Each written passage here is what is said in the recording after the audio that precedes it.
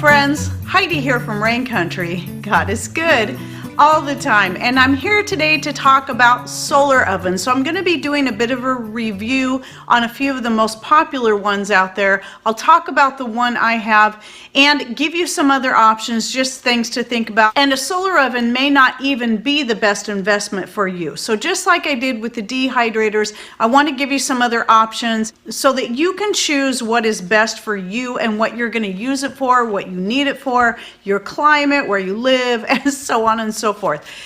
Because just like with any other thing, there's not one product that's going to be best for everyone, because we all have different needs, and that product, you might not need it at all. You might have other methods that are going to work best for you. So first, let me talk about my own solar oven. This one is actually no longer available, but the interesting thing was I was a little surprised as I went to find the reviews on the best solar ovens out there. The Solarvore solar oven was actually at the top of the list in a lot of places. In some places it came first. This really surprised me, before the AllAmerican sun oven, and in some places it was reversed. It just depended on what site you went to. But as I said, this one's no longer available. If you saw some of my earlier videos, we had actually bought ours based off a recommendation of a friend that lives in our general area. They had the same solar oven, and so that was the one when we were looking at either building a solar oven ourselves or buying one, they recommended that. And since at the time Patrick was working a full-time job outside the home, commuting to work, and he was gone a lot and sometimes on call-outs, him having the extra time to build something was just not there, so it was just the easiest thing for us to do to go ahead and buy one. But I'll be talking about building your own a little bit here later in the video, so if you're thinking of doing that, just stay tuned, I'll get to that. So I think at the time that I bought the Solarvore, I think I paid just under $300. It seemed like it was 200 and something. It was quite a while back. And the nice thing about it is that it's pretty lightweight for the size of it.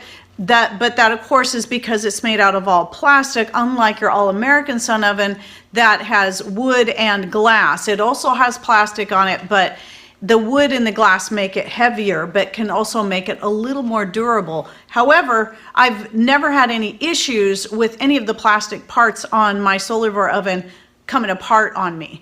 The only issue I have had is with the reflectors. They use little plastic tabs basically to hook the edges together, and those wear out after time, but it's an easy fix with just some kind of wire you can stick through there and tie, just so long as you have freedom to be able to fold the reflectors up and then unfold them again. And even if you have to replace that a few times, it's a cheap, easy fix. It's not a big deal. That's the only thing I've ever had fall apart on my solar oven. And then when I started hearing more good reviews about the AllAmerican sun oven, I thought about getting it. The thing I don't like about the AllAmerican is that the box itself is more narrow. It's taller, but it's narrower. And a lot of times when I'm using my solar oven, I like to use a big oblong pot in there, because you always want to go with like a lightweight as you can, and black enamelware is usually the best to use in there because it's black, it's going to absorb the heat, but it's also thinner than using cast iron,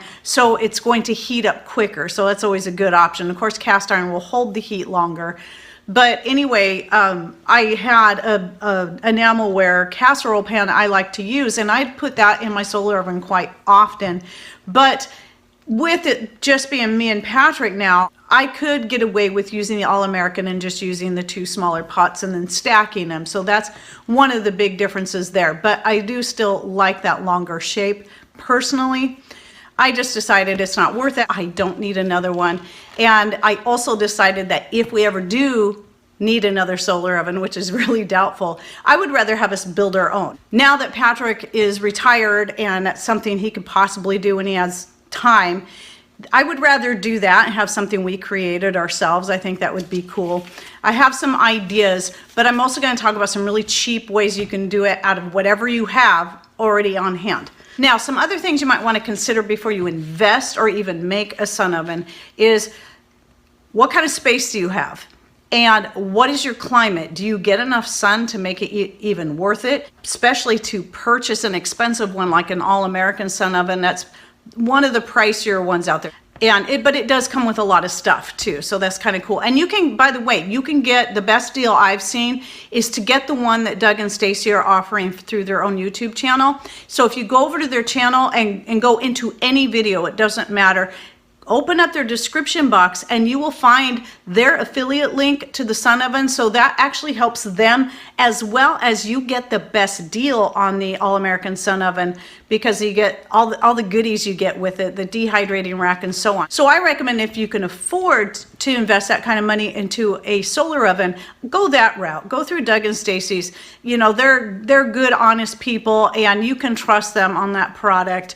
And that way you can also help them out and save yourself money on that. But anyway, these are the things you got to consider. So here in rain country, we kind of battled a little bit about, you know, we get 120 inches of rain annually. We have nearly constant cloud cover for at least 9 months out of the year. There's really only a good solid month that we could use our solar oven. If I had it to do all over again, I would have just built our own rather than investing in one, and see how nice we could make it and make it so it's going to work best for our area, rather than having that investment in something that just is another thing taking up space most of the year. But I'm glad that I have it, and I have used it quite often over the years. And I've even actually successfully used it on a partially cloudy day, but it has to be something where it's mostly you're just going to heat something through, or something that cooks quickly. Like I think I did a video on it, and I'll link to it down below, where I was making, it was either salmon or steelhead, and I was baking it in the solar oven, and I didn't have a problem with it, even though it was a mostly cloudy day. So if you live in a place like we do that gets a lot of cloud cover and it tends to be on the cooler side, it may not be worth the investment for you. But if you have the money to put into it and you just want something to try out, and at least have that time during the year that you can cook outside, bake things outside instead of in the house when it's hot and heating up the inside of the house. So that's another nice thing about that. And here's the other thing I wanted to say I liked better about the Solarvore as opposed to the Sun Oven, and correct me if I'm wrong for those of you who have an AllAmerican Sun Oven, is that I don't think you can remove the reflectors from the AllAmerican Sun Oven. I think you can adjust them, but you can't remove them. Whereas with the Solarvore, if I've got something baking in there and I decide, wow, it's a really hot day, I don't think and I know this chicken isn't gonna take but maybe a few hours to cook, but I wanna leave it in there all day, I might not even put the reflectors on, or I might take them off during the hottest part of the day. You can also, though, if your reflectors don't come off, you can also turn your solar oven, whichever kind it is, so it's not getting so much direct sun, so you can adjust the temperature that way too, and the intensity of the heat. The obvious other things you got to consider is the weight of the item, how much you think you're going to be needing to move it around, move it in and out of wherever you're storing it, and do you have a place that you can turn it to keep facing the sun as the sun is setting throughout the day.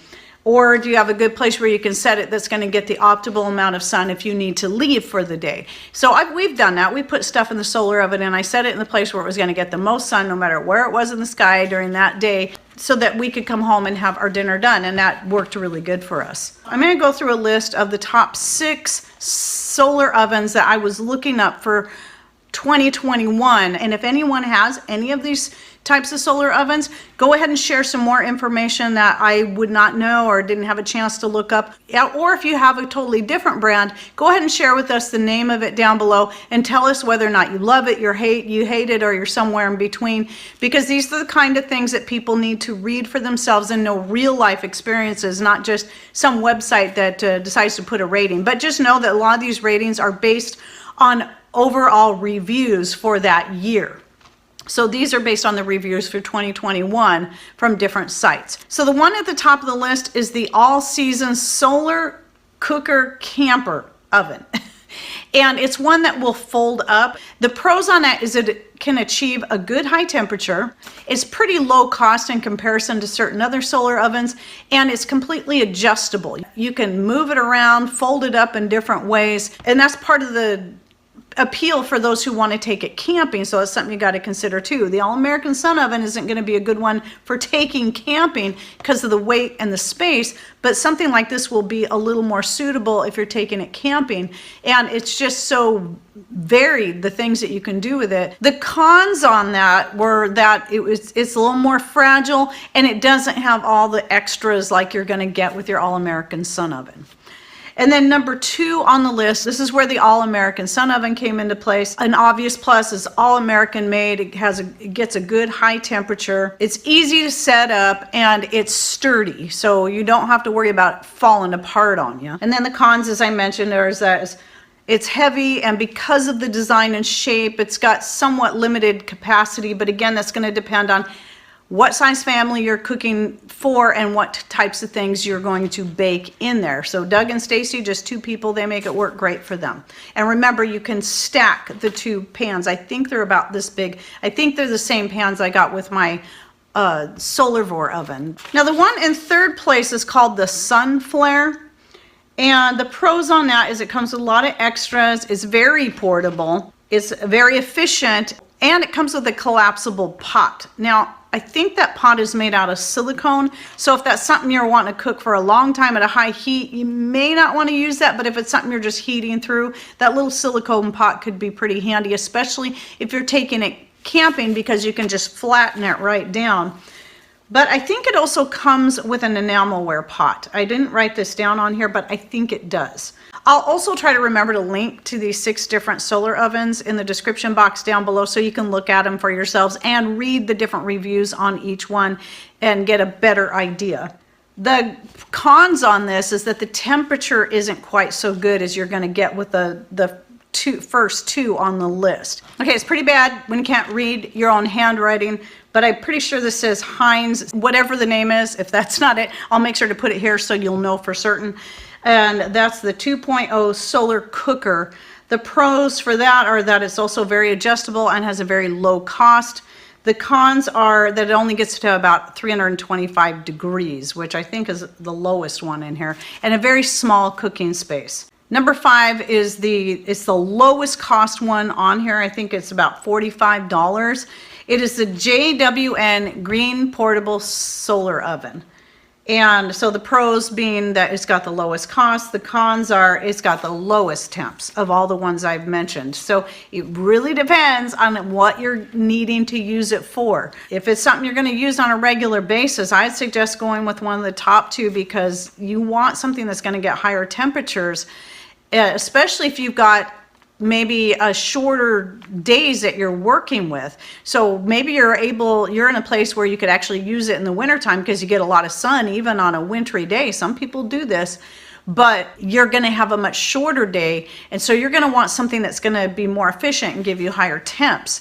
But if that's not what you're needing, maybe a $45 solar oven is going to be the choice for you. That's very lightweight and portable. And then the last one on the list is the GoSun portable solar oven, and that's one of those tubular shaped ones, and it is a mid-range cost of about $220.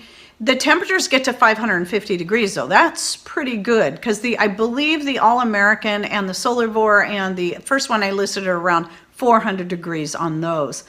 But this one is also lightweight. This is often a popular choice for people who want to use it for camping. But the main con on that one is the limited amount of space because of the type of, you just got this long, narrow space that you're working with. But if it's just you or you and one other person, that might be plenty of space. I did see a video, I think it was one of the Kirsten, I can't think of her name now, but she does a lot of the videos of people with small tiny homes and so on and so forth. Kirsten Dirksen, I think is her name.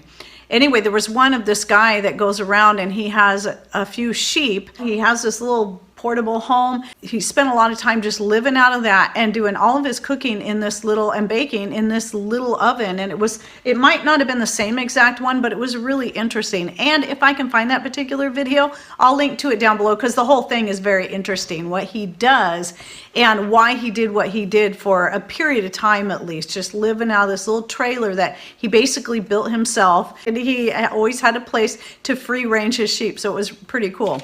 And then the last thing I wanted to talk about was just especially if money is tight, look into making your own, because here's the great thing about building your own. All it takes is a couple of cardboard boxes. You need two different ones, one that's smaller than the other, that will fit inside each other with at least a gap of maybe about 2 to 3 inches.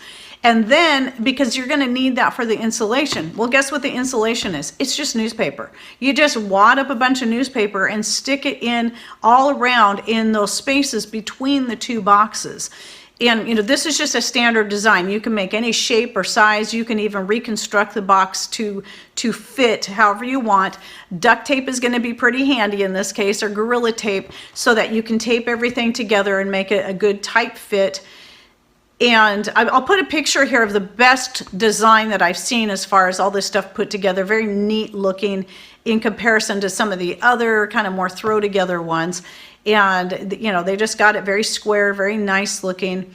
And I think that is the one where they lined the whole entire inside of it with foil. The other option is you can do the side walls, interior walls, in the foil, and then on the bottom you can spray paint it with that high temperature grill paint. And having black in there, so a lot of times what I see solar ovens will have black on the inside. That is so to help absorb the heat and hold it in there. But then the reflection of the foil, I don't know if having the foil all along the bottom or having the black on the bottom, I don't know which one would be more efficient. That might be something you might want to look into yourself, because when you're looking at parabolic type solar ovens where they're more of this big half sphere and then you set your pot in the middle, that's an option there. And those ones are reflective all the way around, as is that little tubular shaped one.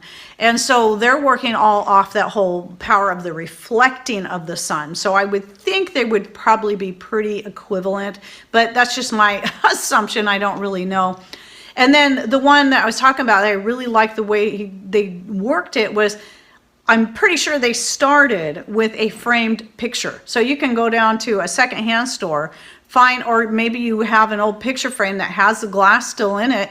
You just tape that glass into place solidly, really good with your duct tape or Gorilla Tape, and that then becomes your lid. So you get to have that glass top on there. And then you've already got the frame around the glass, so you don't have to worry about that. It's just a matter of securing it into that frame. And then you can make the reflectors, same idea, using cardboard and cutting them to the shape that you want to go on either side, and then cover at least the inside area. It doesn't have to be the outside. It doesn't have to be covered in the foil, just the inside that's facing in towards the solar oven itself. So you can make your own reflectors that will thus intensify the sun and get that cooking a lot better in there. So that's one way you can do it. And I will link to 2 different links. First one I'll put about the make your own one is the one I was talking about most, because I think that one just looks better all the way around. And there's one that the guy used a similar idea, but it was more of just a quick throw together one. I'll link to that one down below. But you can also do a search online for all kinds of patterns and different ways that people have built their own. I wouldn't be surprised if somewhere on YouTube there aren't people that have their own design out there and show you how to build your own. But from what I've seen, and I remember reading about that years ago before we even bought the solar oven, I considered going with just the cardboard box method, but then I wanted something that was going to be a little more sturdy and durable, especially because around here it can start raining anytime. It can be a perfectly clear sunny day and all of a sudden rain comes out of nowhere, and if it's cardboard box and you're not there when it happens, yeah, you can just imagine what would happen there. So I would only want to use it on a day where I knew positive sure it wasn't going to rain. And even then, we're never positive sure. And then before I close out this video, I've had several people, I don't know why, all of a sudden, I've known about this for quite a few years, and in fact was going to make my own, but this isn't a solar oven or anything like that, but there is that bag oven that was real popular in Africa, and I think that might be where they designed it. But it's just basically cloth that's been insulated, a couple layers of cloth. They just make a bag out of it with a lid. You can buy them, you can purchase them, or you can make your own. There's all kinds of patterns out there. I was going to do it years ago. I think it was Cat's Cradle that I was following, and I think she was making her own. And that kind of spurred me into I think I'll give it a try. And I started putting one together out of some old wool that I had on hand. I don't know if it was from a sweater or blanket, what it was, because I figured that would be a good option. And I just never finished it and decided that it was really kind of a waste of my time and space to deal with that, simply because I have all these other methods, and whatever it is you're putting in this bag, you still have to heat it up. You have to get it very hot before you put it in the bag. But for those people who are trying to save fuel, so let's say you've got something in a pot, you put it on your stove, whether it be gas stove, fire, whatever it is, you get it really hot, then you put it in this bag. I think it's called Wonder Bag. I think that's what it's called. And then you just leave it, and it's so well insulated that it will keep cooking whatever is in there, be it a soup, a roast, a chicken, it doesn't matter. So you still have to use some kind of fuel source to get that hot first. So then I decided it's just not worth it. I was going to try it just for the heck of it, but and who knows, maybe at some point I'll still get back to it and get it put together just to show people, hey, this is an option. But for me, it wasn't really the best option for us here. But you can look into it for yourself. But yes, I have known about those for many years. It was just one of those things I decided, nah, not for me. So anyway, I hope this video helped and it gets you thinking, you know, is a solar oven even going to be something that's important to you, especially if you have many other off-grid ways of cooking and baking? And I do recommend that you check out the video I did within this past year sometime on the many different off-grid methods. And the one thing I did fail to mention as I was talking in the video was a solar oven, though I did put a picture of ours and some text in there. I did talk about some of the other things that we have on hand, and I go over again some ideas that you can start off that really cheap, like that little gas single burner stove can be a good place to start, because it's the least expensive place you can start, unless you can find a good camp stove, camp oven at a garage sale, secondhand, somewhere, Facebook Market, eBay, wherever it is. These are good places to look. So anyway, I recommend you check out that video if you're wanting some more ideas for off-grid cooking options, whether it be something you have to purchase or something you can build and make yourself. All right, well, I hope you enjoyed this video, gave you some ideas, and please, again, share your thoughts down below. If you have a solar oven, what brand and what do you think of it? And good, bad, pros, cons, so on and so forth, so everyone can learn from you as well. Okay, well, thanks for watching. Take care, and God bless.